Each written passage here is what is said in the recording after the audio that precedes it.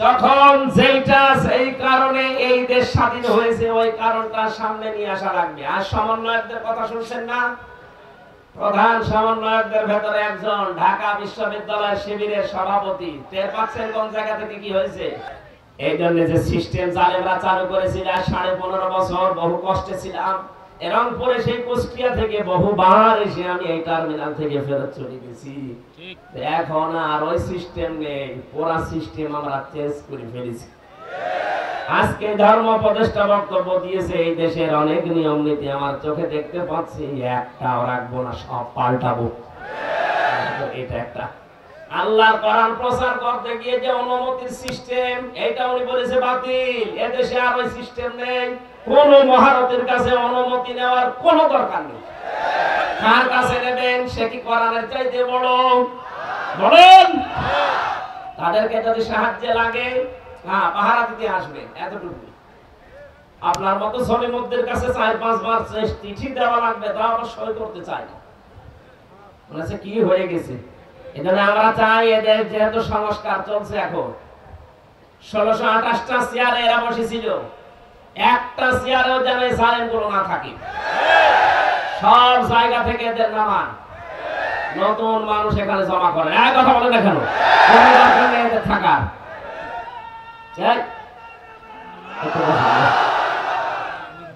1473 জন মানুষ মারা গেছে 5 তারিখের আগে। আজকের রিপোর্ট 2780 জনের উপরে হাসপাতালে বেডে কাতরাচ্ছে। এখনো পর্যন্ত আবু সাইদের রক্তের দাগ মনে হয় কবরে শুকায়নি। আর এর ভেতরে অনেক জালেমরা পায়তারা করছে যে আমি চট করে চলে আসবো। আসেন, আপনাদের চট করে আসলে ফট করে আমরা আয়না ঘরে ঢুকে যাব। 113টা মামলা, হত্যা মামলা, গুমের মামলা, খুনের মামলা, 113টা। বাকি তো মামা পাচার করা মামলা আছে। এক একটা মামলায় যদি 1 বছর করে জেল হয়, আমার যে মামলা দিয়েছিল, এক মামলায় যদি রায় দিত সর্বোচ্চ 3 মাস জেল হতো, কারণ আমার সন্দেহ ভাবে ধরেছে। আর আপনি তাকে একেবারে প্রমাণিত। এদেশের একজন প্রখ্যাত আইনজীবী জানিয়েছেন, উনি যে অপরাধ করেছে, অপরাধের শাস্তি দেওয়ার জন্য কোনো মিথ্যা কথা যদি বলা নাও লাগে, শুধু সত্য কথাগুলো যদি প্রমাণ করা যায়, 1000 বার ওনার ফাঁসি হবে। আপনি আসেন, আপনাকে আমরা চট করে ঢুকলে ফট করে ঢুকিয়ে দেব। বাকি রশি তো আছে, কথা বলে না। আপনাদের মনে হয় একটু কষ্ট লাগছে, আপনাদের আবার বৌমা না, একটু কষ্ট লাগছে।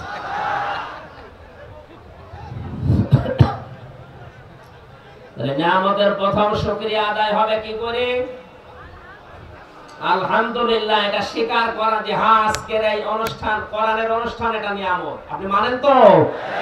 2 নম্বরে মনের ভেতরে একটা শান্তি পাবেন, এটা আমি পাচ্ছি। 5 তারিখের পর থেকে আমি আরো বেশি পাচ্ছি। কথা বলেন না কেন?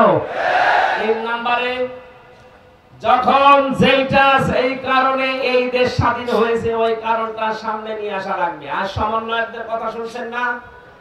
প্রধান সমন্বয়কদের ভেতরে একজন ঢাকা বিশ্ববিদ্যালয়ের শিবিরের সভাপতি। টের পাচ্ছেন কোন জায়গা থেকে কি হয়েছে? সাদিক কায়ুম। সুতরাং এই মানুষগুলো চট্টগ্রামের বিশ্ববিদ্যালয়ের শিবিরের সেক্রেটারি, উনি ওই এলাকার সমন্বয়ক। সুতরাং যারা আছে, আমার মনে হয় সবগুলোর বক্তব্য সামনে একই হবে যে এই দেশ আল্লাহর কোরআন দিয়ে আমরা চালাতে চাই। নিয়ামতের যেভাবে শুকরিয়া আদায় করা লাগে আমরা ওইভাবে আদায় করছি, আলহামদুলিল্লাহ। এটা একটা বাক্য বললাম, নিয়ামতের শুকরিয়া আদায়ের একটা বাক্য, এটা আল্লাহ শেখানো বাক্য। হযরত আদম নবীকে আল্লাহ যেদিন বানিয়েছিলেন, তার রূহ দিয়েছিলেন নাক দিয়ে। কি দিয়ে? 120 হাত লম্বা, 36 হাত মোটা পড়ে আছে। রূহ যখন নাক দিয়ে দিলেন, বেড়ি বেড়ি করছিল নাকের ভেতরে। তিনি একটা হাসি দিয়েছিলেন যে মানুষ বানাতে আল্লাহ যে সমস্ত মাটি, কাদা, পানি, আলো, বাতাস এগুলো ব্যবহার করেছিলেন, এগুলো যার শরীরের ভেতরে বিভিন্ন জায়গায় বিঁধেছিল। এই হাসি দেওয়ার কারণে আল্লাহ সব নাক মুখ দিয়ে বের করে দিয়েছিলেন। এই জন্য একবার হাসি দিলে যে উপকার হয়, কমপক্ষে 12,000 টাকা খরচ করলে ওই রকম উপকার পাওয়া যায় শরীরে, মেডিকেলেও যায়। একবার হাসি দিলে যে আনন্দ পাচ্ছেন, যে কষ্ট শরীরের ভেতর থেকে যে জানগুলো আল্লাহ বের করে দিচ্ছে, এই জন্য শুকরিয়া আদায় করার জন্য আমরা আলহামদুলিল্লাহ বলি। কারণ আমাদের আদি পিতা হযরতে আদম, তিনি এই হাসি আসার পরেই তার মুখ দিয়ে অটোমেটিক বের হয়েছিল আলহামদুলিল্লাহ। আল্লাহ এত বেশি খুশি হয়েছিলেন এই শব্দটা শোনার পর, কারণ তিনি হামদুলিল্লাহ বলতে পারতেন। আগে আলিফ লাম দিয়েছেন, নির্দিষ্ট করে দিলেন যত রকমের প্রশংসা হতে পারে দুনিয়া আকাশে, আকাশ আর জমিনে যত জগৎ আল্লাহ বানিয়েছেন, যত প্রশংসা হতে পারে সব আমি আল্লাহর জন্য করলাম। আমার মনে হয় পৃথিবীর মানুষটা যদি এই শব্দটা বোঝে, তাদের আর কিছু করার লাগে না। কোন মানুষের খেদমত, কোন মানুষের ইবাদত, কোন মানুষের কে শিরিক করা সব দূর হয়ে যাবে শুধু আলহামদুলিল্লাহ শব্দটা বুঝলে। কারণ আমি আর কারো প্রশংসা করতে পারি না যখন আমি আল্লাহর প্রশংসায় সব প্রবেশ করিয়ে দিয়েছি। কে আসতেছে? প্রধান অতিথি। এই ট্র্যাডিশনটা বন্ধ করা লাগবে। কোন আলোচক যদি আলোচনা করে, আর এই যে সলিমদ্দি কলিমদ্দি যারা আমরা আসি, আমাদের জন্য স্লোগান দিয়ে নিয়ে আসা লাগবে। কোথায় গেছে এটা? এখানে কোরআনের আলোচনা হয়, আমি বারবার নিষেধ করি যে আমরা আস্তে করে চুপ করে তুলে দিন। কিছু মানুষ আছে আবেগ গলা আন্দাজে,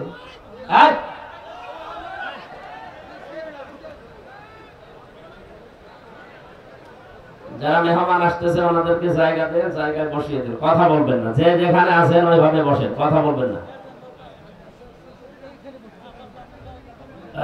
সুবহানাল্লাহ, আলহামদুলিল্লাহ, লা ইলাহা ইল্লাল্লাহ, সুবহানাল্লাহ, আলহামদুলিল্লাহ, লা ইলাহা ইল্লাল্লাহ, সুবহানাল্লাহ, আলহামদুলিল্লাহ।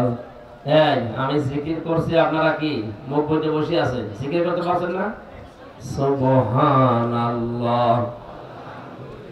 নাকি এই শব্দগুলো আপনাদের জিকির মনে হয় না? অনেকে তো মনে করেন জিকির মানে যে বিভিন্ন বাবার নামে যেগুলো মাথা তোলা, আলী বাবা, শাহ আলী বাবা, এটা জিকির। জিকির যেগুলো বলছি এই শব্দগুলো জিকির আল্লাহ বলেন, এটা ইবাদত। সুবহানাল্লাহ, লা ইলাহা ইল্লাল্লাহ, সুবহানাল্লাহ, আলহামদুলিল্লাহ,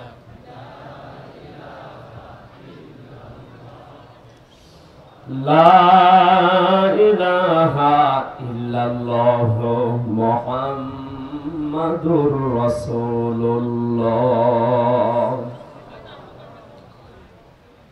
রংপুরবাসী আল্লাহ পাক আদম আলাইহিস সালামের এই কথা শোনার পরে খুশি হয়েছিলেন এত বেশি, তিনি আদম নবীর সন্তান কিয়ামত পর্যন্ত যারা আসবে তাদের জন্য এই শব্দটাকে হাসি দেওয়ার পরে যদি কেউ এই শব্দটা বলে, এটা শুধু বলা না, এটা আল্লাহ ওয়াজিব করে দিয়েছেন। বলেন সুবহানাল্লাহ।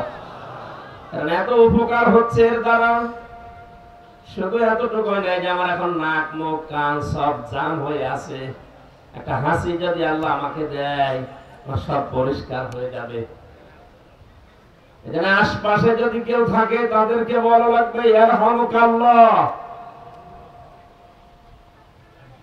ওর পাশে যে থাকবে তার জন্য একটা একটা করে যত দূর যাবে কানে তত দূর একটা আলাদা করে দোয়া পড়া লাগে।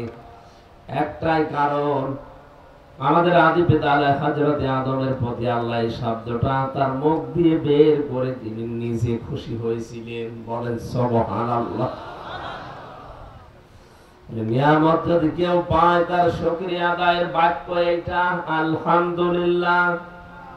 কিন্তু শর্ত যদি কেউ আদায় করতে চায়, নিয়ামত পেয়েছি আমি হক আদায় করব, তিনটা শর্ত তাকে মানা লাগবে। এক নম্বরে তাকে বলা লাগবে যে হ্যাঁ আমি স্বীকার করি এটা নিয়ামত। এটা কোরআন কারিমের আয়োজনে আমরা যারা এসেছি, এটা আমাদের জীবনের জন্য যে নিয়ামত আমরা মানিত। বলেন বলেন। যাক্কির, আল্লাহ পাক বলেন আপনি আলোচনা করেন, ফাইন্না যিকরা তানফাউল মুমিনিন, কারণ কোরআনের আলোচনা শুনলে মুমিনদের উপকার হবে। ওয়ালা ইয়াজিদুজ যালিমিনা ইল্লা খাসারা, আর জালেম যারা তাদের শুধু ক্ষতি বৃদ্ধি হবে। এজন্য 15.5 বছরে আমরা দেখতে পেয়েছি মুমিনেরা বহু কষ্ট করে হলেও কোরআনের আলোচনা শুনেছে, আর জালেমরা যত রকমের কষ্ট লাগে সব কষ্ট সহ্য করেও বাধা দিয়েছে। কারণ তারা জানে যে কোরআনের আলোচনায় আমরা যা করি আমাদের জন্য কোনো পক্ষের কথা নেই, যা আছে সব আমাদের বিপক্ষের কথা, আমাদের শুধু ক্ষতি বৃদ্ধি হবে। এই জন্যই তো ওরা নিয়ম করে দিয়েছিল, পূজা করবেন কোনো অনুমতি নেওয়া লাগতো না। কোরআনের বাইরে যত অনুষ্ঠান এই দেশে ছিল কোনো অনুমতি নেওয়া লাগে না, আরো পুলিশের পাহারা দিত। শুধুমাত্র তাফসীরুল কোরআন মাহফিল এটা যেখানেই লেখা সেই জায়গায় 14 জায়গায় পারমিশন নেওয়ার ছিল। এটাই শয়তানরা করেছিল খুব কায়দা করে, এখন কায়দা নেই। গোয়েন্দা বিভাগের প্রধান যিনি কয়েকদিন আগে আমাকে জানিয়েছে, হুজুর যেখানে যেই ফোর্সে আল্লাহ জানিয়েছে কোরআনের কথা আপনি ওইভাবে জনগণকে শোনাবেন, 56,000 বর্গ মাইলে কোনো অনুমতি নেওয়ার প্রয়োজন নেই। যদি কেউ কিছু বলে শুধু নাম, বাবার নাম আর গ্রামের নামটা আমার দেবেন, ও ঠ্যাং ভেঙে ফেলবো। আমি বললাম যে স্যার আপনি এতদিন ছিলেন কোথায়? আমার বছর হুজুর আমি নতুন দায়িত্ব পেয়েছি, আমি একজন মুসলমান, বাড়ি লালমনিরহাট। নাম বলতে নিষেধ করেছিল, তারপরও বলে ফেললাম। এই জেলায় বাড়ি, আপনাদের এলাকার কৃতি সন্তান, মানে মুসলমান। মুসলমানের যে নিয়ম নীতি ওইগুলো পালন করতে হলে কোন মহারথীর কাছে অনুমতি নেওয়া লাগবে। এই সিস্টেম বাতিল, এদেশে লাগবে না। বাংলাদেশের প্রধান উপদেষ্টা যিনি এখন আছেন ডক্টর মোহাম্মদ ইউনূস, উনি চেয়ারে বসার পরের দিনই ঘোষণা দিয়েছে অন্যান্য ধর্মের অনুষ্ঠান যেভাবে হয় 12 মাসে 13 পূজা হয়, কোনো অনুমতি লাগে না, কোনো বাধাও নেই। সুতরাং মুসলমানের দেশে 96 ভাগ, তাদের ধর্মের কথাগুলো মানুষ শুনবে, বুঝবে। এখানে আবার অনুমতি কিসের? এই সিস্টেম বানিয়েছিল জালেমরা।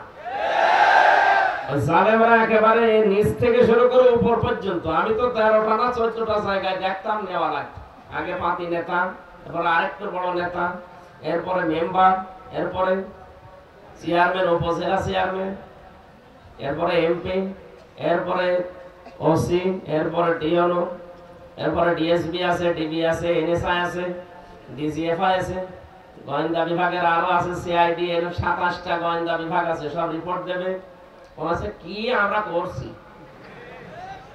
এখানে কি জেনাবা বিচারের কারখানা করা হয়? জেনাবা বিচার যেন বন্ধ হয় সেই কথা এখানে শোনানো হয়। এরপরে আবার উপরে লাগবে এসপি, আর অধিকাংশ জায়গায় তো এগুলো পেয়েছিলাম সব শয়তান, অধিকাংশ। আমার বাংলাদেশের মনে হয় এই 64 জেলার প্রায় 35 থেকে 40টা জেলার এসপি অনুমতি দিত না, বলে না হবে না। কেন হবে না? কোনো কারণ নেই। আমি কোরআনে কারিমে প্রচার যে মাধ্যমগুলোর আয়াত আছে এগুলোর তাফসীর পড়তে গিয়ে পেয়েছি বিশ্বনবীকে ওরা কোরআন প্রচারে বাধা দিত 3টা কারণে। কয় কারণে? বলেন বলেন। 1 নম্বরে কারণ হচ্ছে এমনি, হ্যাঁ কোনো কারণে এমনি। এখন যদি বলেন মানে এমনি, মানে হ্যাঁ এমনি। আমি যদি আজ এই দাড়ি পাকা মুরব্বীদের দেখে বলি যে রাজাকার, উনি যদি বলেন কেন বললেন এমনি, এমনি এই কারণে, কারণ আমার হাতে মাইক আছে, আমার হাতে এখন পাওয়ার আছে। আমি চেয়ারে বসে আছি না, যে যখন চেয়ারে থাকে সে তখন গিয়ারে থাকে। 15 বছরে গিয়ারে ছিল না, আল্লাহ একবারে হাওয়া দিয়েছে ছেড়ে যা, যাদের উপরে উঠেছিল একবারে অত নিচে নেমে গেছে। ওরা মনে মনে ভাবতো আল্লাহ মনে হয় এই নিয়ামত, এই ক্ষমতা, এই প্রভাব প্রতিপত্তি আমাদেরকে ভালোবেসে দিয়েছে। হ্যাঁ, কোরআনে কারিমে আল্লাহ জানিয়েছেন সূরা আলে ইমরান 168 নাম্বার আয়াত। আপনারা আছেন তো? রব্বুল আলামিন বলেন 78 নাম্বার আয়াত, ولا يحسبن الذين كفروا أنما نملي لهم خير لأنفسهم إنما نملي لهم ليزدادوا إثما ولهم عذاب مهين বলেন আল্লাহু আকবার। হে নবী, কাফেররা ধারণা করেন তাদেরকে যে চেয়ার আল্লাহ দিয়েছেন ক্ষমতার, তাদের যে টাকা পয়সা প্রভাব প্রতিপত্তি, এগুলো মনে হয় তাদের ভালোবেসে দিয়েছে। অথচ না, কাফেররা চেয়ারে বসে মানুষের যে অধিকার নষ্ট করে, যে জুলুম করে, এগুলো আল্লাহ দিয়েছেন এই কারণে যাদের পাপের বোঝা যেন পূর্ণ হয়ে যায়। হয়েছিল 15.5 বছরে পাপের বোঝা খাপের খাপ মিলে গেছে। এখন আর পানি দেবেন ধরবে না, পড়ে যাচ্ছে। পাপের বোঝা আপনার আবার নেবে কে? এই জন্য আল্লাহ পাক যখন ভরে গেছে, ওয়ালাহুম আযাবুম মুহিন, ওদের জন্য অপমানজনক শাস্তির ব্যবস্থা আল্লাহ করে দিয়েছে। এত অপমান সে 850 বছর আগে একজন পালিয়েছিল, লক্ষণ সেন, আর ওর বোন পালালো 2024 সালের 5 আগস্ট। কত বছর পর? 850 বছরের ইতিহাসের ভেতরে পালানোর কোন ইতিহাস আমরা পাইনি। হ্যাঁ, শ্রীলঙ্কায় গিয়েছিল তার সম্মানের সাথে, কথা বলছে না। এখন ওরা আবার এসে দেশ চালাচ্ছে, দেশটা স্বাভাবিক বানিয়ে ফেলেছে। কিন্তু এরা যেভাবে পালিয়েছে স্বাভাবিক না। আমার মনে হয় এখন পাতি নেতা থেকে শুরু করে যে পালিয়েছে সে পর্যন্ত এদেশের কোন জায়গায় যদি এসে বলে যে আমি অমুক দলের লোক, মানুষ পিটিয়ে মেরে ফেলবে। এটা হচ্ছে আযাবুল মুহিন, তাদের জন্য অপমানজনক শাস্তি। এটা যতগুলো মানুষ আছে তাদেরকে আল্লাহ এত অপমান করেছেন। আমি শুধু কালা মানিককে নিয়ে ভাবি, আল্লাহ ওর বিসিটা উড়ে গেল, সংসার করবে কি নিয়ে? যদি ওদের নিজের আপন বর সংসার লাগে না, ওদের হাজারো সংসার আছে, কিন্তু ওইগুলো আপনার টিকবে না। কথা বলে না কেন? মাঝে মাঝে আল্লাহকে বলি, আল্লাহ তুমি যদি জীবনে আর কিছু না দেখাও, 15.5 বছরের অত্যাচার সহ্য করার সব আমি মিটিয়ে ফেলেছি, শুধু কালা মানিকের গিয়েছি ওরা দিকে, আর কিছু লাগবে না। তাহলে বলছিলাম কি, পৃথিবীতে আমরা নবীজির কোরআন প্রচারে বাধা যারা দিয়েছিল, তাফসীর বলছে 3টা কারণে। তার 1 নাম্বার কারণ হচ্ছে এমনি কোনো কারণ ছিল না। কারণ আবু জাহেলের হাতে রাষ্ট্রীয় ক্ষমতা ছিল, তার হাতে পাওয়ার ছিল, চেয়ার ছিল, তার হাতে ঘোষণা দেওয়ার মতো ওই সময়ের যেটা স্যাটেলাইট, ওই সময় যারা কোরআনে কারীম প্রচার করার জন্য নবীজি যেমন ব্যবহার করেছিলেন লাল কাপড়। কোন মানুষ যদি ওই জামানায় বিপদে পড়তো, তাহলে ওই যে সাফা মারওয়া আছে পাহাড়, ওখানে ওঠার পরে সকালবেলা বলতো ইয়া সাবাহা ইয়া সাবাহ। মানুষ মনে করতো লাল কাপড় উঠতেছে কোনো বিপদ মনে হয়, এখান থেকে একটা শিক্ষা বের হয়। আজ যারা বিভিন্ন মাধ্যম গুলো ব্যবহার করে এই যে দিনের কথা বলেন, দিনের বাইরে যে কথাগুলো আছে এগুলো প্রচার করার মাধ্যম ব্যবহার করছেন। দিনের প্রচারটা আছে, এর মাঝামাঝি এর বাইরে আরো অনেক প্রচার মাধ্যম কাফেরদের আছে না? ওরা নোবেল, নাটক, থিয়েটার, সিনেমা এগুলো প্রচার করছে। এটা প্রচার মাধ্যম যেটা, এটা কিন্তু আজকাল 2 দিন আগে না, এটা আবহমান কাল থেকে চলে আসছিল। নবীজি কাফেরদের তৈরি করা ওই জিনিসটা ব্যবহার করেছিলেন ওই সময়, যে লাল কাপড় উড়িয়ে দেওয়ার এই সিস্টেম, এটা নবীর আবিষ্কার করা না, এটা কাফেরদের বানানো, কাফেরদের তৈরি করা আবিষ্কৃত স্যাটেলাইট প্রচার মাধ্যম তিনি ব্যবহার করেছিলেন। এই কারণে যে ইসলাম প্রচার হবে, আমি শুধু মুখে বললে আর কয়জন শুনবে? হাজারো মানুষ যদি এক জায়গায় হয়, একবারে আওয়াজ দিলে কানে পৌঁছে যাবে। এটা করার জন্য যে মাধ্যমটা, ওটা লাল কাপড়। ওটা কি? লাল কাপড় উড়িয়ে দেওয়ার মাধ্যমে মানুষ বুঝতো এখানে বিপদ। সবাই যখন আসতো তখন বলতেন ইয়া আইয়ুহান নাস কুলু লা ইলাহা ইল্লাল্লাহু তুফলিহুন। হে মানব মণ্ডলী, সফলতা যদি পেতে চাও তাহলে আল্লাহর কালেমার ঘোষণা দাও। বলেন সুবহানাল্লাহ। আবু জাহেলের হাতে সমস্ত লাইনগুলো সব ছিল। এজন্য ও নিজে নিজে, নবীজির কোনো দোষ ছিল না, তারপরও নবীজিকে কোরআন প্রচারে বাধা দিত। এমনি কি কারণে? এই যে তিনি পালিয়ে গেল একটা কথার কারণে পড়ে গেছে। শুধু রাজাকার বলেছিল ছাত্রদের, আমার বয়স এখন 33 বছর, আমাকে যদি আপনি এই কথা বলেন, এটা বলতে হবে এমনি। কোনো কারণ আছে? আমার বাবার জন্ম সময় হয়েছে কিনা আল্লাহ জানে না। আমার বাবার এখন 52 বছর, আর দেশ স্বাধীন হয়েছে 53 বছর। তার মানে না আমার বাবার ওই সময় জন্ম হয়নি, আর আমার মায়ের তো হয়নি। আমার মা আমার বাবা ছাড়া 10 বছরের ছোট। কি করে আপনি আমার মতো মানুষকে রাজাকার বলে চালাতে চান? এই জন্যই চান 1500 বছর আগে কাফেররা যা করেছিল তাদের প্রেতাত্মা হিসাবে আপনিও তাই করছেন এমনি। কি কারণে? 2 নম্বরে, বিশ্ব নবীর প্রতি যখন ওহী নাযিল হতো কোরআনে কারীম, তখন নবীজি অস্থিতেন, তিনি এদিক ওদিকে তাকাতেন। আল্লাহর নবী মুহাম্মদুর রাসূলুল্লাহর এই অস্বাভাবিক আচরণ দেখে ওই জামানার কাফেরেরা নবীকে বলতো এই লোকটা পাগল হয়ে গেছে, পাগলামি করছে। আজ বাংলাদেশে সব আলেম কোরআনের কথা প্রচার করছে না। তাফসীর মাহফিল, ওয়াজ মাহফিল, ইসালে সওয়াব সব লেখা থাকে, ঠিক আছে, কিন্তু বাস্তবে দেখছি সব আলেমগুলো কোরআনের কথা প্রচার করছে না। এজন্য তাদের বাধাও নেই। যারাই কোরআনের কথা প্রচার করে তাদের সিস্টেম হচ্ছে ওহির একটা ভার আছে। কি আছে? ভার আছে। এই ওজন না? আল্লাহ বলেন এমন ওহী আপনাকে দিয়েছে, এটা অনেক ভারী। পাহাড়ের উপরে যদি নাযিল করতাম, ইন্না রাবাদনাল আমানাতা আলাস সামাওয়াতি ওয়াল আরদ ওয়াল জিবাল, পাহাড়ের উপরে যদি দিতাম, পাহাড় ফেটে টুকরা টুকরা হয়ে যেত, চুরমার হয়ে যেত, ভেঙে। আকাশে দিলে আকাশ সহ্য করতে পারে না। শেষ পর্যন্ত আমি মানুষকে দিয়েছি, মানুষ নির্দ্বিধায় এটা নিয়েছে, কিন্তু টের পাচ্ছে না যে কি নিয়েছে।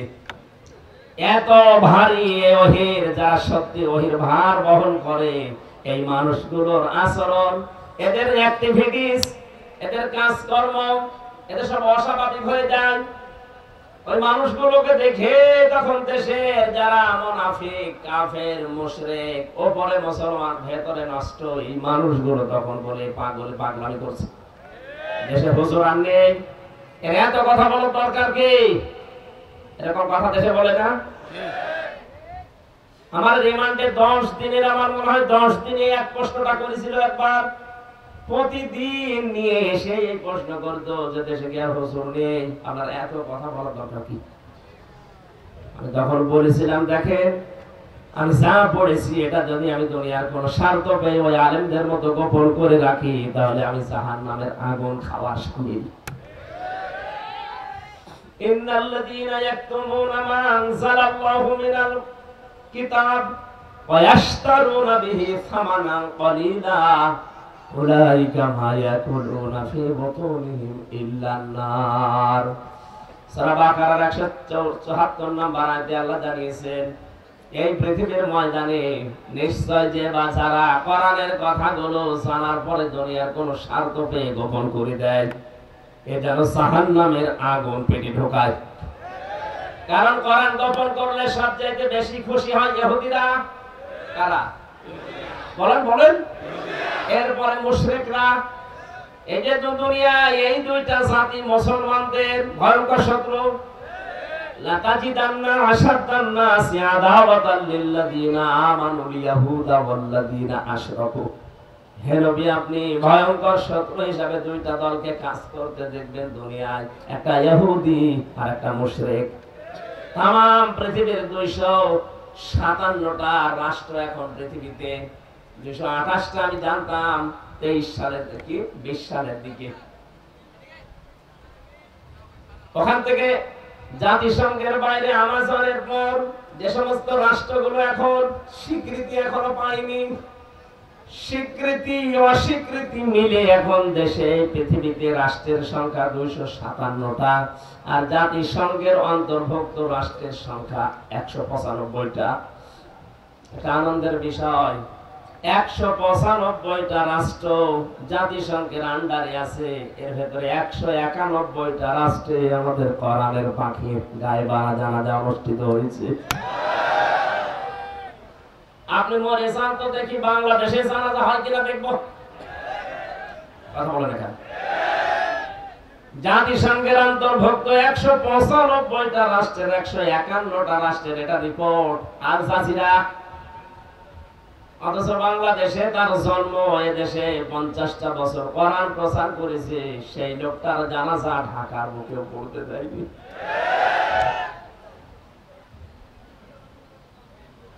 কোরআনে কারীম যে মানুষগুলো সত্যি ওহী মনে করে যে এটা আল্লাহর ওহী, এর একটা যেহেতু ভার আছে, যাদের কাঁধে তা আসে, এই মানুষগুলো তখন অস্বাভাবিকের মতো আচরণ করে।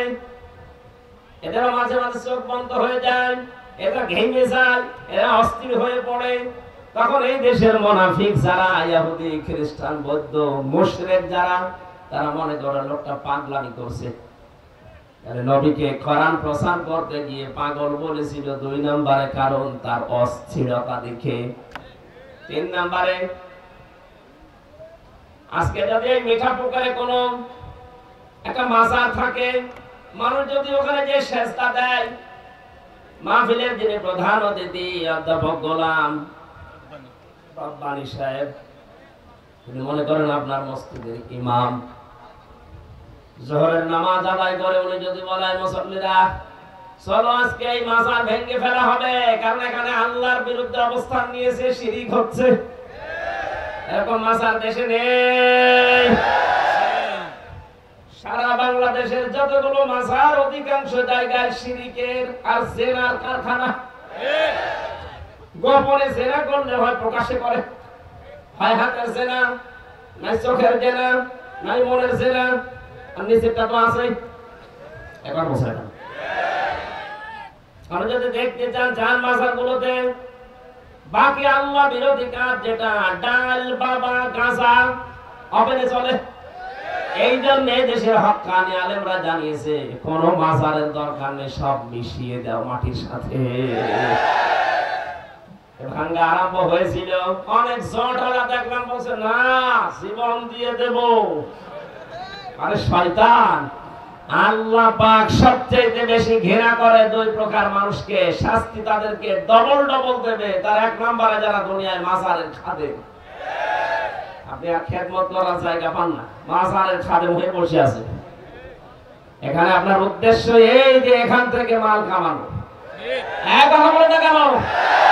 আসলে যে লোকটা শুয়ে আছে কবরে, যদি আল্লাহর ওলি হয় আল্লাহ তাকে দেখবে। আপনি জট নিয়ে বসে বসে গাঁজা খাচ্ছেন মানে? রাষ্ট্রের দায়িত্বে যারা আছে, বিশেষ করে ধর্ম মন্ত্রণালয়ে যিনি আছেন এখন ডক্টর আফাম খালিদ সাহেব, স্যারকে আমরা আহ্বান জানাবো এদেশে যত মাজার আছে সবগুলো রাষ্ট্রের আন্ডারে নিয়ে নিন। এখান থেকে যে টাকা মানুষ বুঝে না বুঝে অর্থ দেয়, এই টাকাগুলো সব রাষ্ট্রের কাজে লাগান। 1-2 টাকা না, বহু টাকা কালেকশন হয় এখানে। আপনি আটরসে যান, কত টাকা সেখানে কালেকশন হয়। এরকম 48,000-এর উপরে মাজার। কত? তাও সরকারি জরিপে, এর বাইরে ছোটখাটো তো আছে, কিচ্ছু নেই মাজারে। গরু শুয়ে আছে, গরু সার মাজার। কুকুর শুয়ে আছে, কুকুর সার মাজার। এক জায়গায় মাওলানা সাইদি বলছিলেন যে ওখানে নাকি গাধা সার মাজারও আছে। একজনের গাধা মারা গেছে, উনি ওখানে মাটির নিচে দিয়ে লাল পতাকা টাঙিয়ে দিয়েছে, কি এখানে গাধা সার মাজার। এই চলছে ব্যবসা। গোলাম রব্বানী সাহেব উনি নামাজের পরে বলছে না, এটা আর হতে দেওয়া যাবে না, এই শিরিক বন্ধ করা লাগবে। মুসল্লি যারা আছেন সবাই আমার সাথে চলেন। আমার মনে হয় আমার মতো 5 ওয়াক্ত নামাজ পড়া মুসল্লি পর্যন্ত বলবে হুজুর দিনকাল ভালো না। আমার কথা কি? যে দেখো সে করুক লা ইলাহা ইল্লাল্লাহ, আপনি নামাজ পড়াচ্ছেন এইটাই তো যথেষ্ট, আমার মাজার ভাঙার দরকার কি, অকরুক, এই কথা বলবে না? এরপরেও উনি যদি বলেন না আপনারা কেউ যদি না চান আমি একা যাব, দেখবে ওনার পেছনে একটা লোক নেই। আল্লাহর নবী ওই সময় দেখলেন সারা পৃথিবী একদিকে আর উনি একদিকে, কেউ মাজার পূজা, কেউ দরগা পূজা, কেউ দুর্গা পূজা, কেউ আগুন পূজা, কেউ পাথর পূজা, কেউ বাতাস পূজা, কেউ মাছ পূজা নিয়ে ব্যস্ত। নবীজি বললেন আমি একটাও মানি না, কেউ যদি আমার এই প্রতিবাদে সাথে না থাকো আমি একাই যাব। লা ইলাহা ইল্লাল্লাহ। নবীজি কোরআন প্রচার করতে গিয়ে 3 নম্বরে বাধার যে কারণ পেয়েছিলেন, তারা বলেছিলেন লোকটা বেশি বসে। 1500 বছর পরে আজ অনেক বাতিলরা অনেক আলেমকে বলছে বেশি বসে, ওদের পাঁচটা গোলামি করেন। হ্যাঁ, সে আপনার কাছে আলেম, এই জন্য ফরিদউদ্দিন মাসুদকে ওরা আলেম বলে, এই জন্য ওরা রুহুল আমিনকে আলেম বলে। এরা যদি আলেম হয় তাহলে দেশে জালেম কারা? আমার যতটুকু বাস্তবতা জ্ঞান আছে, যে 2 জনের নাম বললাম, তামাম বাংলাদেশ না তামাম পৃথিবীতে এখন এই 2 জন আলেম নামের বড় জালেম। একটা মসজিদের ভেতরে ইমামতি দখল করতে গিয়ে মারামারি করতে পারে, ও আলেম থাকে কোন কায়দায়? জ্ঞান থাক, ও পাকিস্তানে পড়ে আসুক আর সৌদি আরবে পড়ে আসুক, তো জাহেল। তারপর আবার দাঁড়িয়েছে নৌকা মার্কা নিয়ে। কালকে রংপুর শহরে বলেছিলাম লোকটা যদি নৌকা মার্কা নিয়ে না দাঁড়িয়ে কুকুর মার্কা নিয়ে দাঁড়াতো তাও মানুষ অন্তত ভোট দিত। অনেকে বলে না উনি অনেক ভোট পেয়েছে, ভোট পেয়েছে, দিনের ভোট রাতে পেয়েছে, সব নিজেদের দিয়ে মারানো। আমরা যে কথা বলতে চাই পর্যন্ত এসে বারায়ে কারীম যারা আমরা শুনতে এসেছি, এটা যেটা একটা নিয়ামত, এই নিয়ামতের শুকরিয়া আদায় হবে মুমিনদের তখন যখন মুমিন মানুষগুলোর এই কোরআনের দ্বারা উপকার হবে। আর জালেম যারা, ওদের শুধু দিন যাবে আর ক্ষতি বৃদ্ধি হবে। এই জন্য যে সিস্টেম জালেমরা চালু করেছিল 15.5 বছর, বহু কষ্টে ছিলাম। রংপুরে সেই কুষ্টিয়া থেকে বহুবার এসে আমি এই টার্মিনাল থেকে ফেরত চলে গেছি। এখন আর ওই সিস্টেম নেই, পুরা সিস্টেম আমরা চেঞ্জ করে ফেলেছি। আজকে ধর্ম উপদেষ্টা বক্তব্য দিয়েছে, এই দেশের অনেক নিয়ম নীতি আমার চোখে দেখতে পাচ্ছি, একটাও রাখবো না, সব পাল্টাবো। এটা একটা আল্লাহর কোরআন প্রচার করতে গিয়ে যে অনুমতির সিস্টেম, এটা উনি বলেছে বাতিল। এদেশে আর ওই সিস্টেম নেই। কোন মহারতের কাছে অনুমতি নেওয়ার কোনো দরকার নেই। কার কাছে নেবেন? সে কি কোরআনের চাইতে বড়? বলেন। তাদেরকে যদি সাহায্য লাগে, হ্যাঁ, পাহারা দিতে আসবে, এতটুকু। আপনার মতো সলিমুদ্দের কাছে 4-5 বার চিঠি দেওয়া লাগবে, তা আবার সই করতে চায় না। বলেছে কি হয়ে গেছে। এজন্য আমরা চাই এদের যেহেতু সংস্কার চলছে, এখন 1628টা চেয়ারে এরা বসেছিল, একটা চেয়ারেও যেন এই জালেমগুলো না থাকে। সব জায়গা থেকে এদের নামান, নতুন মানুষ এখানে জমা করে। এক কথা বলে দেখানো এদের থাকা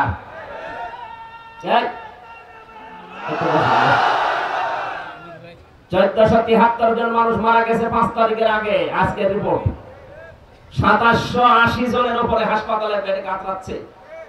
এখনো পর্যন্ত আবু সাইদের রক্তের দাগ মনে হয় কবরে শুকায়নি।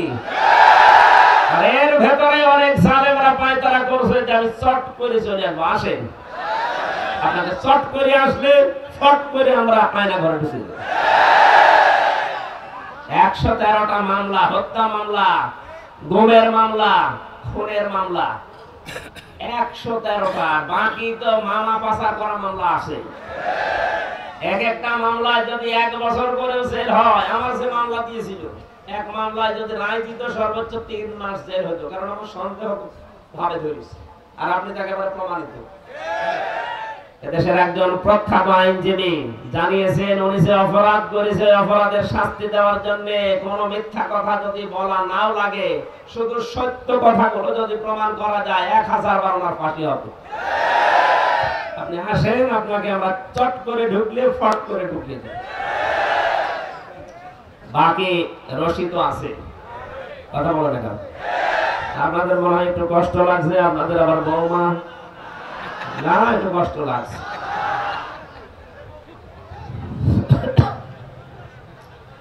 নিয়ামতের প্রথম শুকরিয়া আদায় হবে কি করে? আলহামদুলিল্লাহ, এটা স্বীকার করা যে হ্যাঁ আজকের এই অনুষ্ঠান কোরআনের অনুষ্ঠান, এটা নিয়ামত। আপনি মানেন তো? দুই নম্বরে মনের ভেতরে একটা শান্তি পাবেন, এটা আমি পাচ্ছি। 5 তারিখের পর থেকে আমি আরো বেশি পাচ্ছি, কথা বলেন না কেন? 3 নম্বরে যখন যেটা সেই কারণে এই দেশ স্বাধীন হয়েছে ওই কারণটা সামনে নিয়ে আসা লাগবে। আর সমন্বয়কদের কথা শুনছেন না? প্রধান সমন্বয়কদের ভেতরে একজন ঢাকা বিশ্ববিদ্যালয়ের শিবিরের সভাপতি। টের পাচ্ছেন কোন জায়গা থেকে কি হয়েছে? সাদিক কায়ুবার। সুতরাং এই মানুষগুলো চট্টগ্রামের বিশ্ববিদ্যালয়ের শিবিরের সেক্রেটারি, উনি ওই এলাকার সমন্বয়ক। সুতরাং যারা আছে আমার মনে হয় সবগুলোর বক্তব্য সামনে একই হবে যে এই দেশ আল্লাহর কোরআন দিয়ে আমরা চালাতে চাই।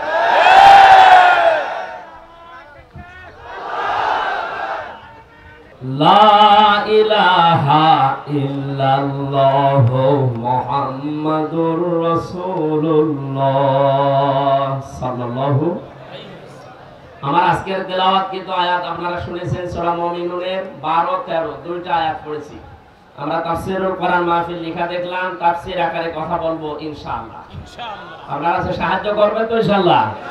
জবান খুলে কোরআনে প্রবেশ করেন। আউযু বিল্লাহি মিনাশ শাইতানির রাজিম। বিসমিল্লাহির রহমানির রহিম। ওয়ালাকাদ খালাকনাল ইনসানা মিন সুলালাতিন মিন طين ثم جعلناه نطفة مكين। এই তাফসীরে যাচ্ছে, খুব খেয়াল করে শুনবেন, যে কয় মিনিট বলি খুব খেয়াল করে। সূরা মুমিনুন, কোন সূরা? মুমিনগণ নামে আল্লাহ একটা সূরা দিলেন। অন্য জায়গায় আমি পেয়েছি 24 নম্বর পারায়, সেখানে আছে সূরা মুমিন। এক বছরও আছে, বহু বছরও আছে। কাফের নামে কোন সূরা আল্লাহ কোরআনে দেয়নি।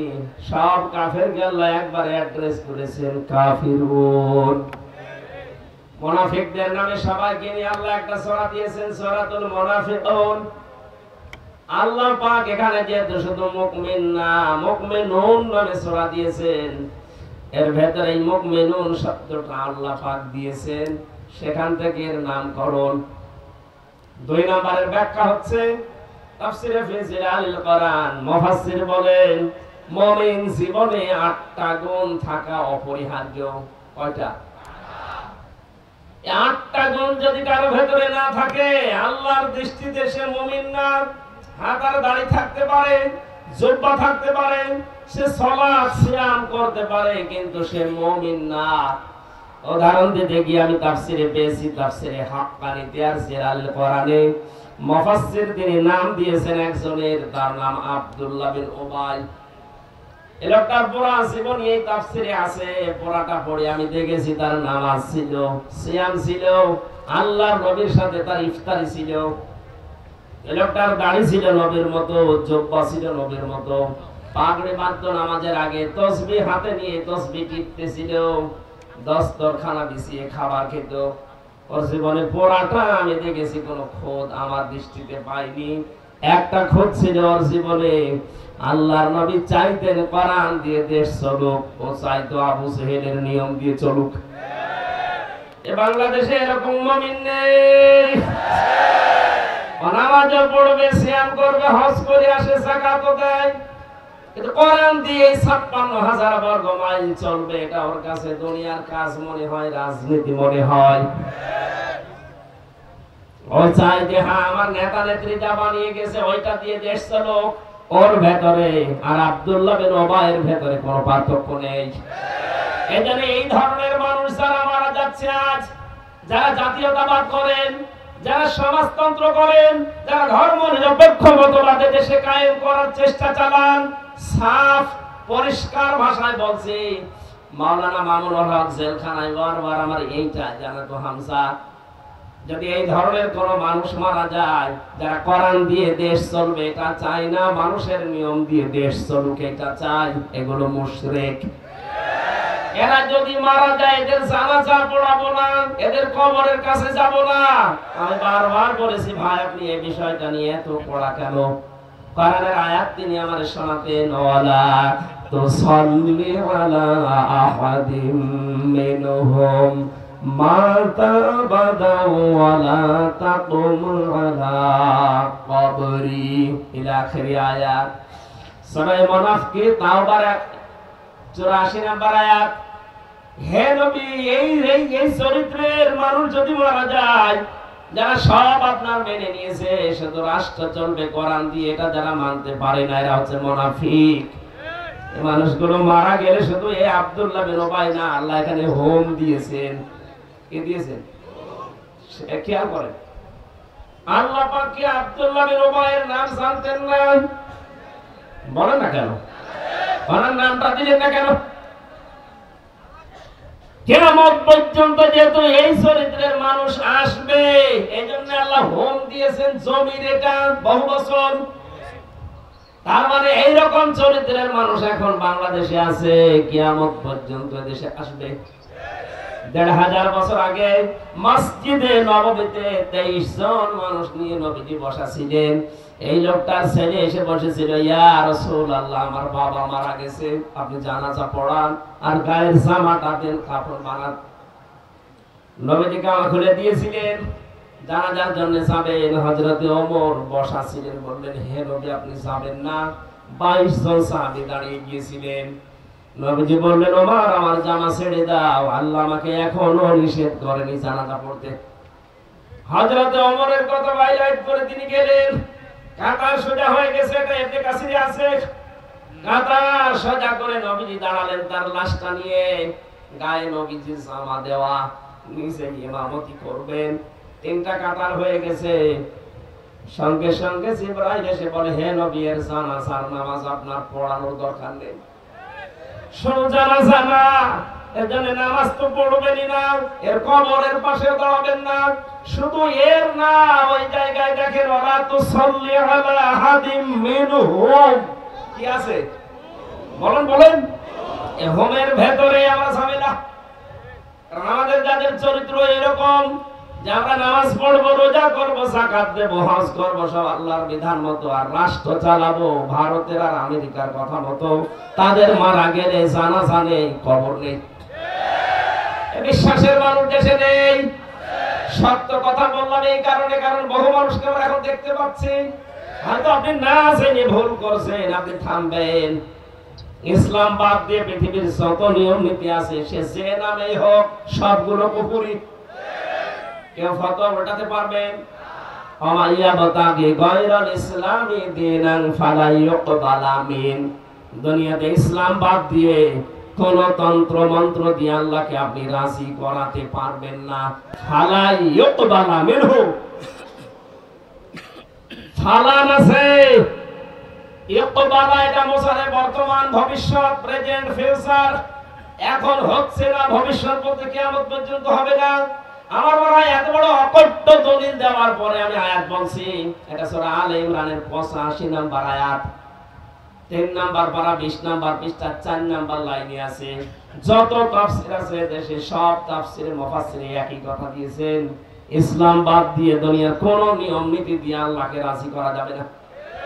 এরপরও যদি কারো বিবেকের দরজায় তালা লাগানো থাকে, এ তালা যদি খুলতে না চায়, কোরআনের আয়াত দিয়ে আমি আঘাত দিলাম, এরপরও আপনার তালা খোলে না, আমার মনে হয় তালার উপরে কুকুরে পোশাক করিস।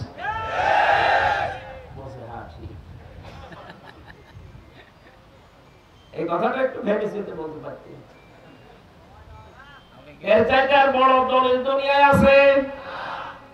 আমার আর নিচে নামা সম্ভব না, আমি আর কি দিয়ে নামবো বলেন? কোরআন দিয়ে এত বড় একটা আঘাত দিলাম যে ইসলাম বাদ দিয়ে যারা যে দলে আছেন সব জাহান্নামী, এরপরও আপনি মানতে চাচ্ছেন না, তাহলে আপনার আর কোরআনের উপরে বিশ্বাস রাখার দরকার নেই। এই জন্য যে 7টা থেকে 8টা গুণ দরকার সূরা মুমিনুনের ভেতরে আল্লাহ দিয়েছেন, এই গুণগুলো আমি সহ যারা এসেছি আল্লাহ আমাদেরকে বাস্তব জীবনে অর্জন করার তৌফিক যেন দান করেন, বলেন আমিন। আজকের 12 এবং 13 নম্বর আয়াতে আমরা যাচ্ছি। আল্লাহ পাক বলেন, ওয়ালাকাদ খালাকনাল ইনসানা মিন সুলালাতিন মিন তিন। অবশ্যই আমি আল্লাহ মানুষ বানিয়েছি মাটির নির্যাস থেকে। এবার আসেন তো আসল কথা, এই মানুষ বানিয়েছে কে? কি দিয়ে? মাটির নির্যাস। এই যে মিন তিন, এই শব্দের 3টা ব্যাখ্যা হতে পারে। 1 নম্বরে আমরা যে মানুষ মাটির তৈরি, তার প্রথম প্রমাণ আমাদের যিনি আদি পিতা হযরত আদম, আদি মাতা হযরত হাওয়া, তাদেরকে আল্লাহ বানিয়েছেন আগুন দিয়ে। কি দিয়ে? বলেন বলেন। হযরত আদমকে আল্লাহ বানিয়েছেন মাটি দিয়ে। আজরাইল এই পৃথিবীতে এসে এক থাপা দিয়ে মাটি নিয়েছিল 40 মণ। এটা তাফসীরে হাক্কানিতে আছে। 40 মণ মাটি নিয়ে ফেরেশতাদের হাত দিয়ে আকৃতিটা বানিয়েছিলেন। এই যে বডিটা 36 হাত মোটা ছিল, 120 হাত লম্বা ছিল। এতে প্রথম বললাম আল্লাহ নিজের রূহ দিলেন নাক দিয়ে। বিশাল দেহ পড়েছিল, এখনো মুখ, এই যে চেহারাটা, এটা আমার আল্লাহ এখনো বানাননি, শুধু বডি বানিয়েছে ফেরেশতারা। রব্বুল আলামিন বলেন, আমি নিজে আমার দায়িত্বে আমার মন মতো করে মানুষের এই চেহারাটা আমি নিজে বানিয়েছি।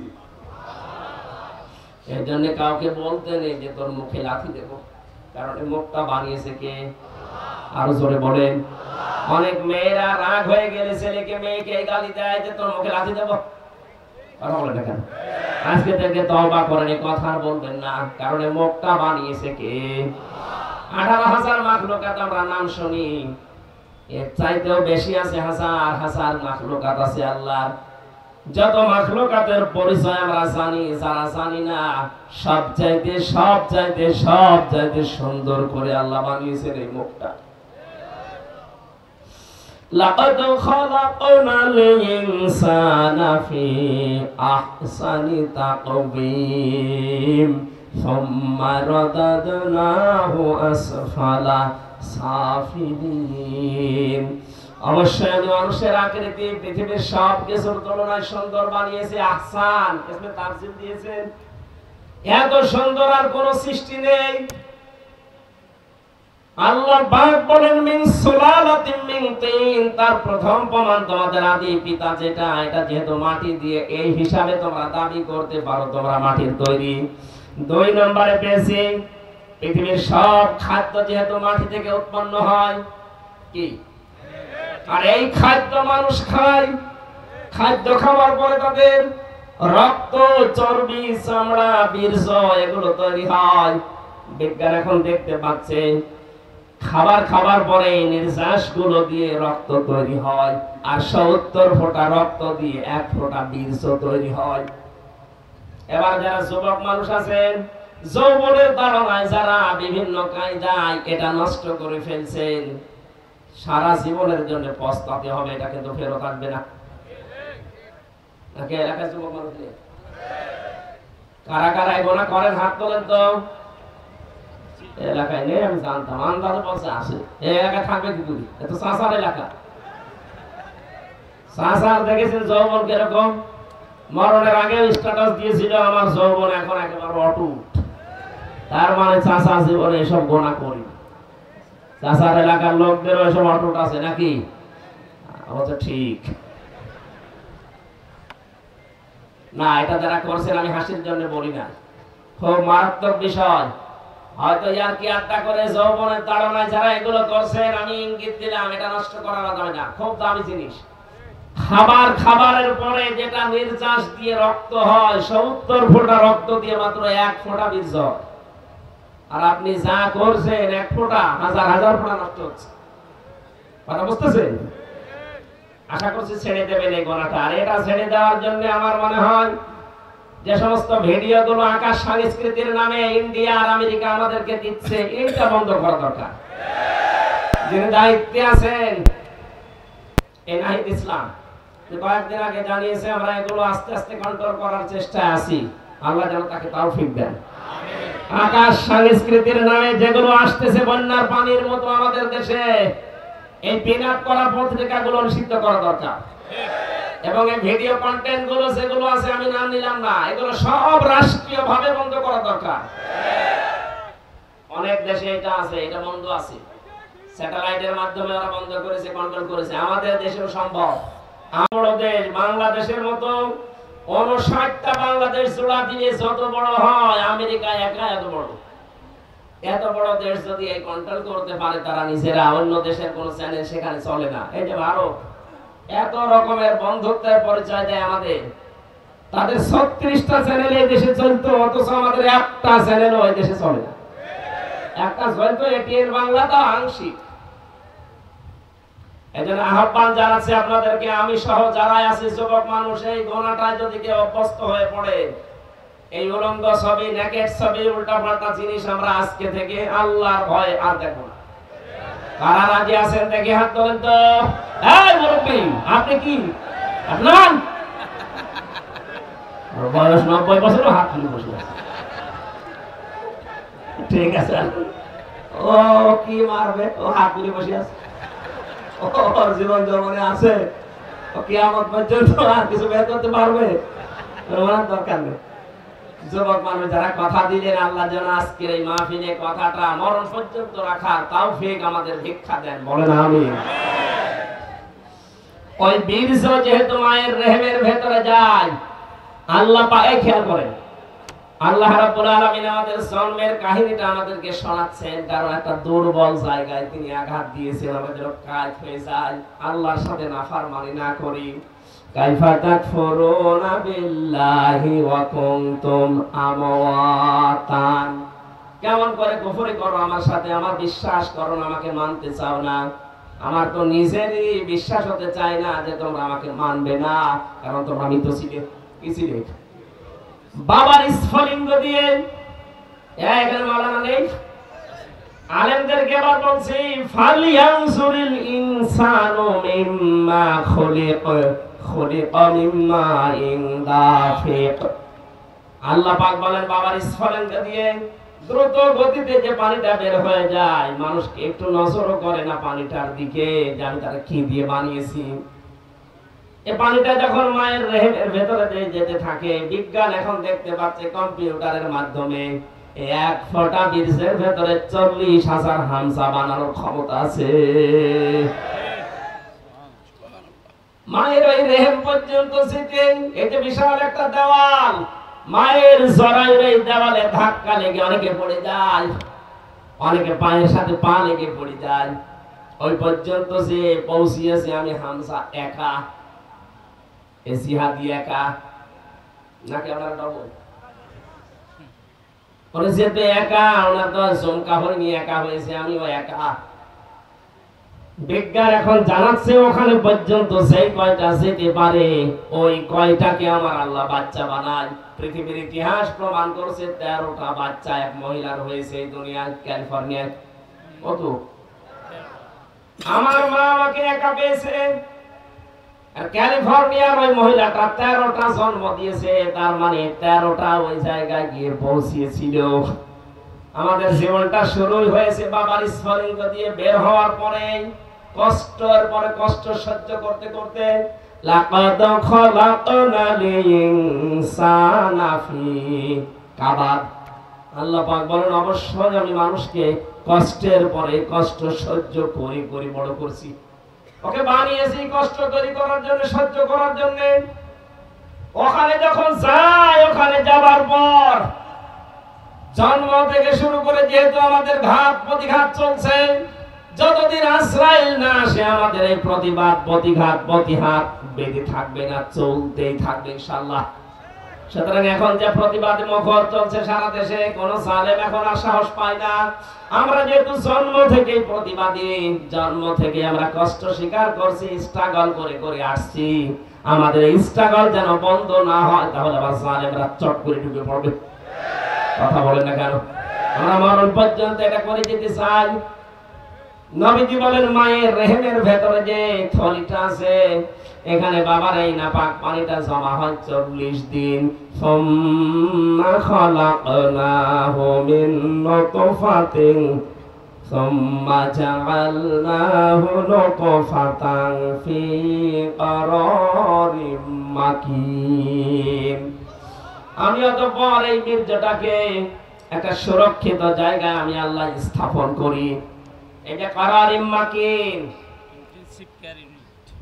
এটা এমন একটা জায়গা হাতের স্পর্শ ছাড়া এই জায়গাটা আল্লাহ পাক বলেন এখানে আমি আল্লাহ 40 দিন ওখানে জমা করে এই নুতফা হয়ে থাকে এখানে 40 দিন 40 দিন 40 দিন এখানে আস্তে আস্তে আল্লাহ বাড়িয়েছে। সুম্মা খালাকনান নুতফাতা আলাকাতান ফাখালাকনাল আলাকাতা মুদগাতান ফাখালাকনাল মুদগাতা ইযামা ইলা আখির আয়া। 40 দিনে আমি তাকে নুতফা থেকে আলাক বানাই। কি বানাই? বলেন বলেন, আলাক কাকে বলেন? বিজ্ঞান আজ দেখতে পাচ্ছে আলাক হওয়ার জন্য 3টা জিনিস লাগে ওর ভেতরে। একটা চর্বি লাগে, রক্ত লাগে, আর দোড়া কাটা ভাব লাগে। আপনি রাবারের উপরে কামড় দিলে যেমন দাগ বসে যাবে, ওরকম একটা দাগ ওখানে দেখা যাবে। মায়ের পেটের ভেতরে প্রথম 40 দিনের পরে যে আকৃতি পায়, এই 3টা জিনিসই সেখানে পাওয়া গেছে। বলেন সুবহানাল্লাহ। রব্বুল আলামিন বলেন 340 পর আমি আল্লাহ নিজের পক্ষ থেকে 5টা জিনিস মানুষকে দান করি। আর ওই যে মায়ের রেহেমের ভেতরে যে ফাঁকা জায়গাটা ছিল, এই জায়গাতে আমি আল্লাহ পাক ওখান থেকে 4টা জিনিস নেই। বাবার এই না পাক পানিটা নিয়ে আমি আর আল্লাহ 4টা জিনিস বানাই। চুল, রগ, হাড় আর পর্দা, রক্ত, গোশত, চর্বি আর চামড়া। 4-8টা জিনিস এক হয়, কিন্তু মানুষ তৈরি করতে 13টা জিনিস কমপক্ষে লাগে। বাকি 5টা আমি আল্লাহ আমার রব নামের কারণে বান্দাকে দান করি। এই তত্ত্বটা আছে সূরা নাহলে 14 নম্বর পারা 14 নম্বর পৃষ্ঠা 14 নম্বর লাইনের 78 নম্বর আয়াতের মাঝের অংশে আছে ওয়াজাআলা লাকুমুস সামআ ওয়াল আবসারা ওয়াল আফইদা ইলা আখির আয়া। আল্লাহ পাক বলেন শ্রবণ শক্তি, দর্শন শক্তি, বাক শক্তি, আকল শক্তি আর জ্ঞান শক্তি, এই 5টা আমি আল্লাহ আমার নিজে রব নামের কারণে বান্দাকে দান করি। 8, 5, 13টা জিনিস যখন এক হয়ে যায়, তখন ফেরেশতারা আমারে জিজ্ঞাসা করে এরে বানাবো কি? সিদ্ধান্ত দেয় হামজা কে? আপনারা জেগে আছেন তো? কে দেয়? ওয়াল্লাযী ইউসাউবিরুকুম ফিল আরহামি কাইফা ইয়াশা। সে আল্লাহ যিনি মায়ের রেহেমের ভেতরে তোমাদের আকৃতিটা বানায়। এই যে ছেলে দেবেন না মেয়ে দেবেন, এটা দুনিয়ার কারো দায়িত্বে নেই, এটা শুধু আল্লাহর দায়িত্বে। বলেন আল্লাহু আকবার। এখান থেকে প্রমাণ হয় ছেলে হোক মেয়ে হোক, সিদ্ধান্ত যেহেতু আল্লাহর। আপনি যেটা চাচ্ছিলেন ওইটা যদি না হওয়ার পরে স্ত্রীর উপরে রাগ করেন, এই রাগটা আপনার বউর উপরে না, রাগটা কার উপরে? আল্লাহর কোন সিদ্ধান্ত যদি কেউ মেনে না নেয়, রাগ করে, ইমানের ভেতরে সমস্যা হবে না? এজন্য ছেলে হোক মেয়ে হোক রাগ করা যাবে না। আমি নিজে ওয়াজ করছি, কারণ আমার 2টা মেয়ে আছে, আর একটা হবে শুনছি, ওটাও মেয়ে হোক। চেয়েছিলাম ছেলে, আল্লাহ দেয়নি, তার উপর আমি খুশি আছি। সুস্থ হলে যথেষ্ট। কথা বলে না কেন? যা হোক, আমার আল্লাহ যদি ভালোবেসে, নবীর এই হাদিস আমার মাঝে মাঝে মনে পড়ে। বিশ্ব নবী বলেন যার 3টা মেয়ে আছে, তাকে যদি 11টা শিক্ষা দিতে পারে, কয়টা? বলেন বলেন। এখানে যারা আছেন মেয়ের বাবা, ছেলের বাবা, 1 নম্বরে নবীজি তিরমিজি শরীফের হাদিস, হওয়ার পরে ছেলে হোক মেয়ে হোক তার ডান কানে বাম কানে আযান আর একামত দেওয়া লাগবে। বাবা মা যারা আছেন তারা এটা মিলাবেন, আপনি করছেন কিনা। 2 নম্বরে তার একটা সুন্দর অর্থবোধক নাম রাখবেন। আমার বড়টার নাম হচ্ছে মাওয়া জান্নাত, পরেরটার নাম ফারিহা জান্নাত, যেটা আসবে যদি মেয়ে আল্লাহ দেয় বলবো হাফসা জান্নাত। ছেলের নাম একটা ঠিক করে যেটা তো হবে না, যা আছে ওই আমার নামের সাথে হয়াকার আছে, হাফসা জান্নাত মিলিয়ে রাখবেন। অর্থবোধক একটা নাম রাখবেন। কিয়ামতের দিন কিছু আল্লাহ যখন না পাবেন নামের ওসিলায় হলো মাফ করে দেবে। এই হাদিস শোনার পরে নাকি যিনি পালিয়েছে উনি চিন্তা করছে আমার নাম তো সুন্দরী, হাসিনা মানে সুন্দরী, হাসিনা মানে কি সুন্দরী। কিয়ামতের দিন আল্লাহ যদি ওনার নামের অর্থ ধরে ডাক দেয় যে সুন্দরী, একেবারে বুড়িয়ে চট করে চলে আসবে। এই নামটা আগামীতে আমার মনে হয় সুন্দরী আর থাকবে না, নামটা গালি হয়ে যাবে। যত মানুষের চোখের পানি এই নামের সাথে জড়িত, এই নাম থাকবে। ইয়াজিদ নামটা খারাপ না, কিন্তু জুলুম করার কারণে ওর নামটা আল্লাহ গালি বানিয়ে দিয়েছে।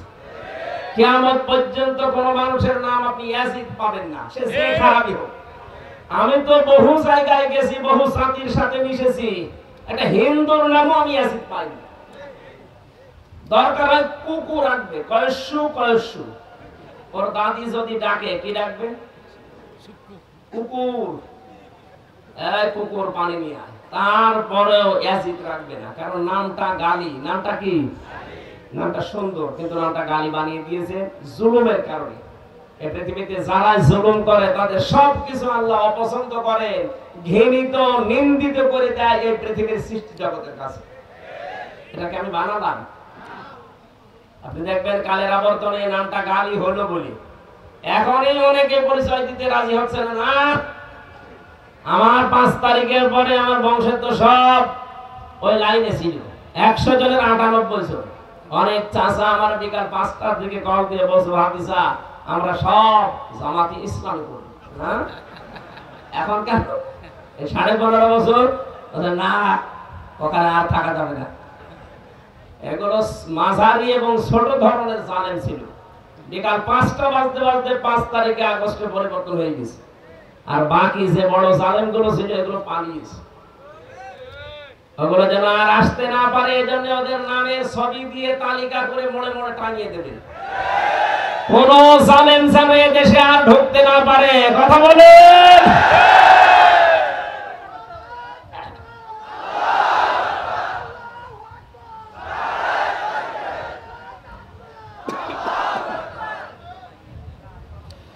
রংপুরবাসী এরপরে বেশি আপনি যদি সামর্থ্য রাখেন অবশ্যই অবশ্যই অবশ্যই তার আকিকা করবেন। অনেকের বাবা বিদেশে আছে, ছেলে জন্ম নিয়েছে, হয়তো জন্ম দিয়ে চলে গিয়েছিল, সময় পায়নি, বাইরে থেকে মোবাইলে জানতেছে যে ছেলে হয়েছে মেয়ে হয়েছে, এখন আকিকা দেওয়া লাগবে। বলে না, বাবা যখন আসবে তখন দেবেন না, এটা নিয়ম না।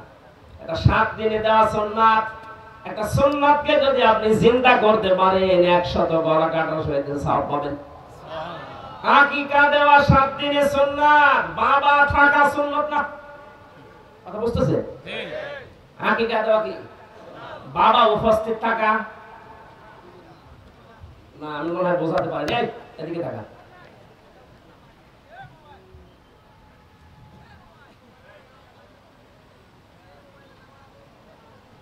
শেষ করে দেবো না কি সমস্যাটি? কথা বুঝতেছেন? আকিকা দেওয়া সুন্নাত, বাবা উপস্থিত থাকা ঠিক আছে, এটা মনে রাখবেন। অধিকার কোন বিদেশে থাকে। এরপরে কোরআন শেখানো তাকে বাধ্যতামূলক, মাস্ট বি, এটা শেখানোই লাগবে। যেহেতু এতদিন পর্যন্ত শিক্ষা ব্যবস্থাকে জাহান্নামে পৌঁছিয়ে দিয়েছিল এই 2টা দুষ্ট লোক, এই নওফেল আর দীপুমণি, আমরা 2টাকে ধরেছি। এই কথা বলছেন কেন? উপযুক্ত শাস্তি দেওয়া দরকার মুসলমানদের শিক্ষা ব্যবস্থা ধ্বংস করার অপরাধে। কোথায় নামিয়েছে? শিক্ষা ব্যবস্থাকে এত নিচে নামিয়েছে, মুসলমানদের ইসলাম শিক্ষা পড়াচ্ছে একটা হিন্দু। এটা সুনামগঞ্জের সাল্লায়। কোথায় নেমেছিল বলেন তো?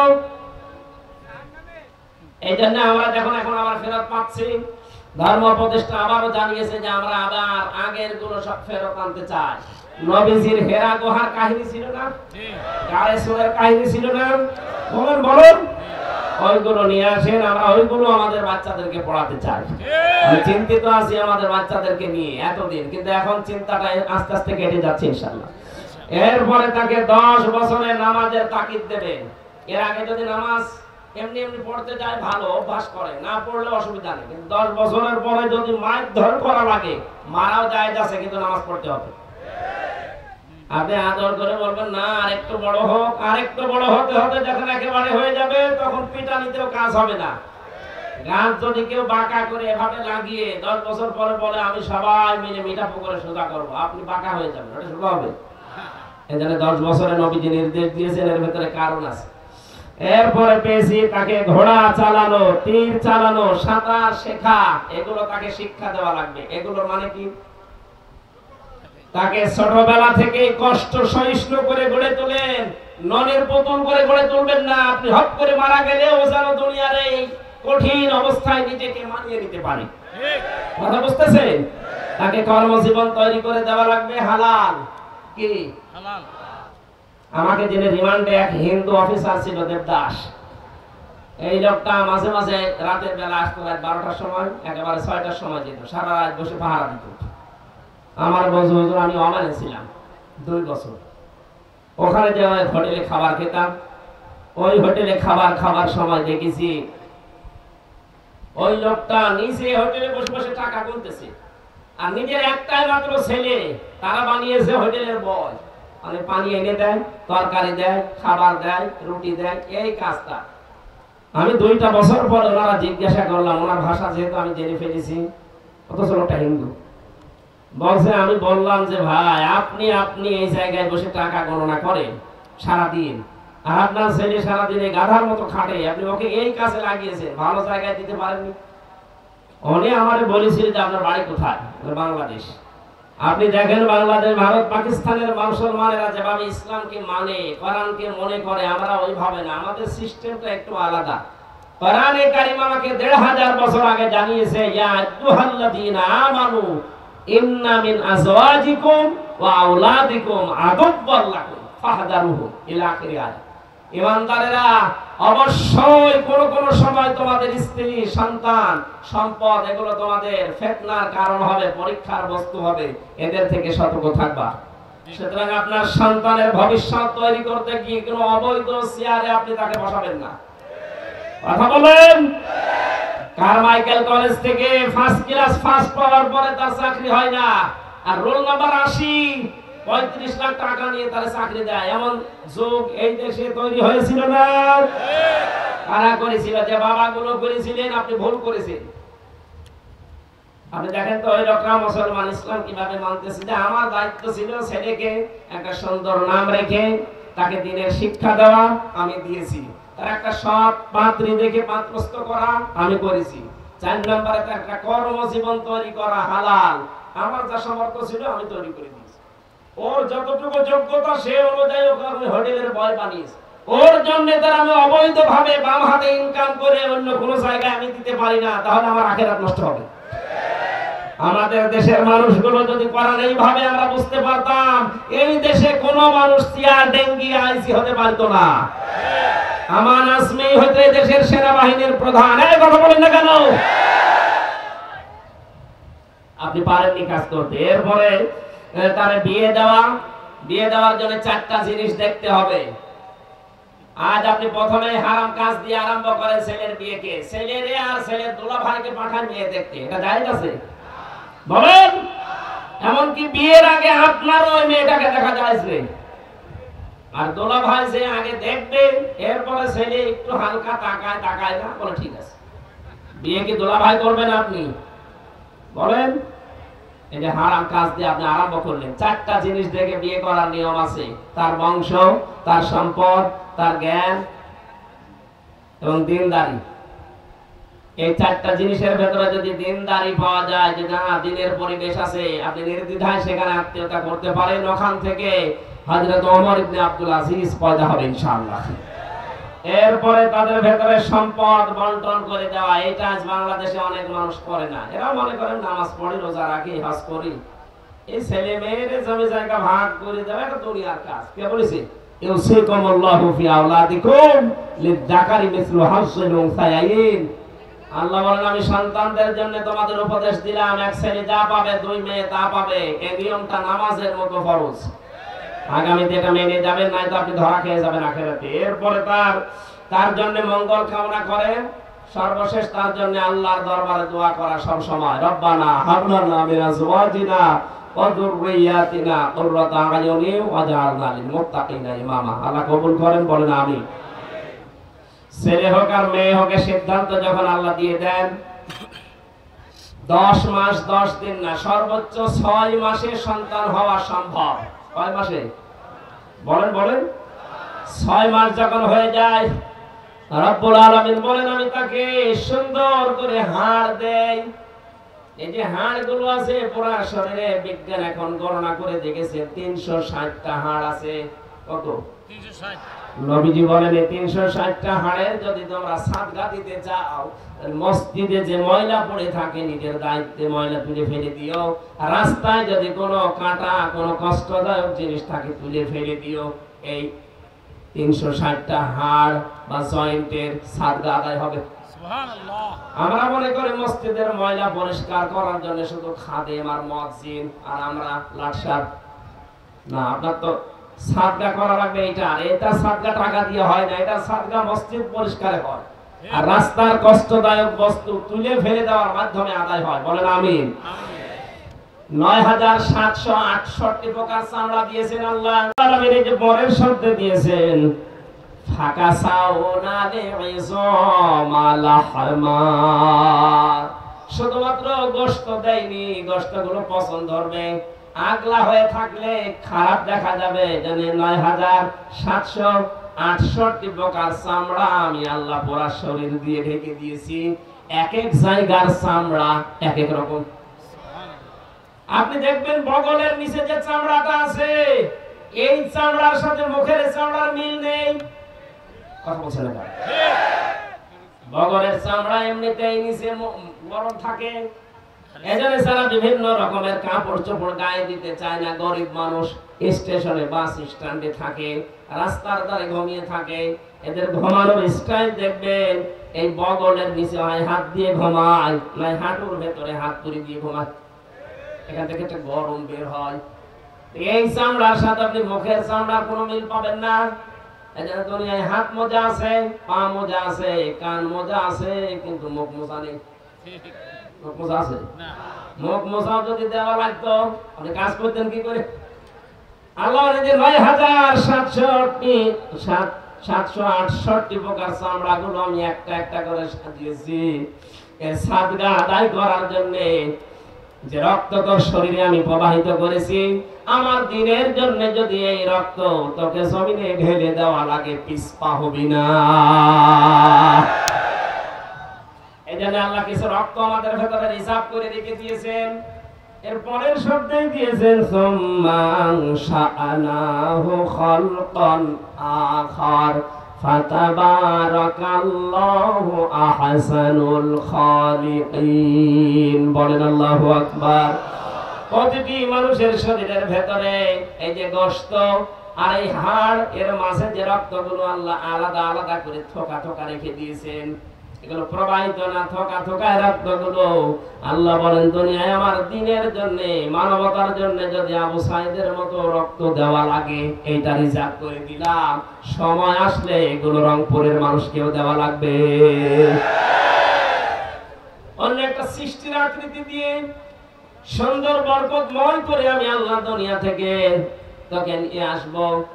বিজ্ঞান জানিয়েছে মানুষ যে মাটি দিয়ে তৈরি, নির্যাস দিয়ে, তার ৩ নাম্বার প্রমাণ হচ্ছে বাবার এই স্ফলিঙ্গ দিয়ে যে দ্রুত গতিতে বীর্যটা বের হয়, বীর্য তৈরি হয় মানুষের খাবারের কারণে।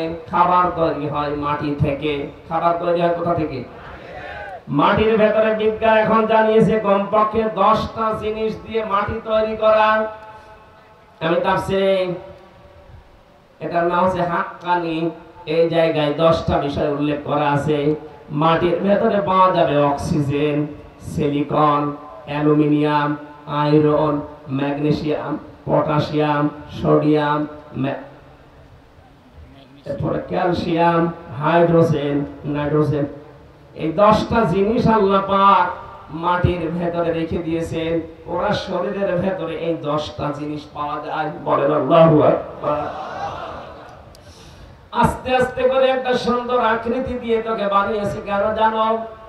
এই পৃথিবীতে একটাই মাত্র সৃষ্টি আমার, যাদেরকে দিয়ে আমি আল্লাহ আমার ইবাদতের আশা রাখি। এই জন্য দুনিয়াতে আদম নবী তৈরি করার পরে আমি একটা ক্লাস নিয়েছিলাম। এই এদিকে তাকান। আদম নবীকে আল্লাহ বানিয়ে একটা ক্লাস নিয়েছিলেন। ওই ক্লাসে সরাসরি শিক্ষক আল্লাহ নিজে, ছাত্র হযরতে আদম। সাধারণ মানুষ না নবী? নবী। বলেন বলেন, এর শিক্ষা আছে। হযরতে আদম নিজে কি ছাত্র, ক্লাস চলছে আল্লাহর আরশে। সরাসরি শিক্ষক কে? আল্লাহ। ক্লাসটা গুরুত্বপূর্ণ না? আল্লাহ বলেন কি শিখালাম তাকে? ওয়াল্লামা আদামাল আসমাআ কুল্লাহা সুম্মা আরাদাহুম ইলা আখিরিল আয়াত। আমি আদমকে যত কিছুর নাম আছে দুনিয়ায় সব শিখিয়েছিলাম। আমরা অনেক আলেম মনে করি এখানে আসমা এসএমের বহুবচন, এটা মানে দুনিয়ার এই জিনিসপত্রের নাম। আলু, পটল, ঝিঙা, কচু নাকি কদুলা। এত বড় একটা গুরুত্বপূর্ণ ক্লাস, সরাসরি আল্লাহ নিজে শিক্ষক, আদম নবীর মতো মানুষ ছাত্র। আরো সে ক্লাস হচ্ছে, ওখানে আলু, পটল, ঝিঙা, পেঁপে এগুলোর নাম জানা দরকার আছে। মুফাসসির বলছেন এখানে আমার আল্লাহ যেটা জানিয়েছিলেন ওই একদিনের ক্লাসে, কিয়ামত পর্যন্ত যত ন্যায় কাজ আছে সব ন্যায় কাজ আদম নবীর এই মাথার ভেতরে আল্লাহ ঢুকিয়েছিলেন।